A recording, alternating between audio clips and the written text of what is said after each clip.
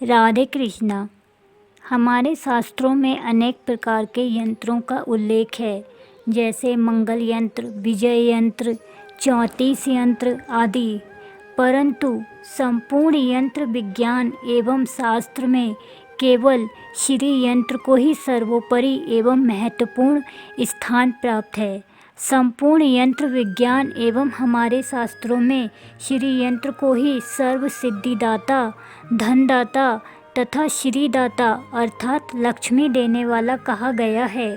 श्री यंत्र नाम से ही प्रतीत होता है कि ये श्री अर्थात लक्ष्मी जी का यंत्र है। श्री यंत्र लक्ष्मी जी को अत्यंत प्रिय है। लक्ष्मी जी स्वयं कहती हैं कि श्री यंत्र तो मेरा आधार है, इसमें मेरी आत्मा वास करती है। हमारे शास्त्रों में भी श्री यंत्र को सभी यंत्रों में सर्वश्रेष्ठ कहा गया है। इसके प्रभाव से दरिद्रता पास भी नहीं आती है। यह यंत्र महालक्ष्मी जी को इतना अधिक प्रिय है कि इसकी महिमा हम इस यंत्र की उत्पत्ति जानने के पश्चात ही पूर्णतः समझ पाएंगे। एक पौराणिक कथा के अनुसार एक बार माँ लक्ष्मी जी किसी कारण से अप्रसन्न होकर बैकुंठ धाम चली गई थीं। इससे पृथ्वी पर विभिन्न प्रकार की समस्याएं प्रकट हो गईं। समस्त मानव समाज, ब्राह्मण, वैश्य, व्यापारी, सेवाकर्मी आदि सभी लोग लक्ष्मी के अभाव में दीनहीन और असहाय होकर इधर उधर मारे मारे घूमने लगे। तब ब्राह्मणों में श्रेष्ठ वशिष्ठ ने निश्चय किया कि मैं लक्ष्मी जी को प्रसन्न कर इस पृथ्वी पर लाऊंगा। वशिष्ठ जी तत्काल बैकुंठ धाम में जाकर लक्ष्मी जी से मिले तो उन्हें ज्ञात हुआ कि ममतामयी माँ लक्ष्मी अप्रसन्न है तथा किसी भी स्थिति में भूतल अर्थात पृथ्वी पर आने को तैयार नहीं है। तब वशिष्ठ वहाँ बैठकर भगवान श्री विष्णु जी की आराधना करने लगे। जब भगवान श्री विष्णु प्रसन्न होकर प्रकट हुए तो वशिष्ठ ने कहा, हे प्रभु, लक्ष्मी के अभाव में सभी पृथ्वीवासी पीड़ित हैं। आश्रम उजड़ गए हैं, सभी वर्ग के लोग दुखी हैं, सारा व्यवसाय तहस नहस हो गया है, मुख मुरझा गए हैं, आशा निराशा में बदल चुकी है तथा जीवन के प्रति उत्साह और उमंग समाप्त हो गया है।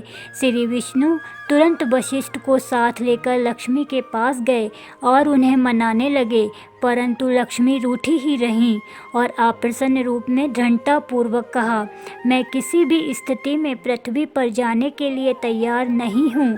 उदास मन और खिन्न अवस्था में वशिष्ठ पुनः पृथ्वी लोक में लौट आए और लक्ष्मी जी के निर्णय से सबको अवगत करा दिया। सभी कि कर्तव्य विमूढ़ थे कि अब क्या किया जाए। तब देवताओं के गुरु बृहस्पति जी ने कहा कि अब तो मात्र एक ही उपाय है और वह है श्री यंत्र की साधना। यदि श्री यंत्र को स्थापित कर प्राण प्रतिष्ठा कर पूजा की जाए तो लक्ष्मी को अवश्य ही आना पड़ेगा। गुरु बृहस्पति की बात से ऋषि महर्षियों के मन में आनंद व्याप्त हो गया और उन्होंने बृहस्पति के निर्देशन में श्री यंत्र का निर्माण किया और उसे मंत्र सिद्ध एवं प्राण प्रतिष्ठा कर दीपावली से 2 दिन पूर्व अर्थात धनतेरस को स्थापित कर 16 उपचारों से पूजन किया। पूजा समाप्त होते ही लक्ष्मी वहां उपस्थित हो गईं और कहा कि मैं किसी भी स्थिति में यहां आने के लिए तैयार नहीं थी, परंतु आपने जो प्रयोग किया उससे मुझे आना ही पड़ा। लक्ष्मी जी ने स्वयं कहा, श्री यंत्र ही तो मेरा आधार है और इसमें स्वयं मैं और मेरी आत्मा वास करती है। श्री यंत्र की रचना भी बहुत अनोखी है। 5 त्रिकोण के नीचे के भाग के ऊपर 4 त्रिकोण जिनका ऊपरी भाग नीचे की तरफ है। इस संयोजन से 43 त्रिकोण बनते हैं। इन 43 कोणों को घेरते हुए 2 कमल दल हैं।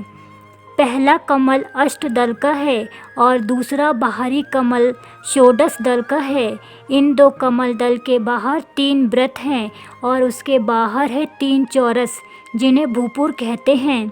संपूर्ण यंत्र विज्ञान एवं हमारे शास्त्रों में केवल श्री यंत्र को ही सर्व सिद्धिदाता, धनदाता और श्रीदाता कहा गया है। श्री यंत्र स्थापित करके लक्ष्मी जी को अपने जीवन में स्थायी रूप से स्थापित कीजिए। जय राधे कृष्णा।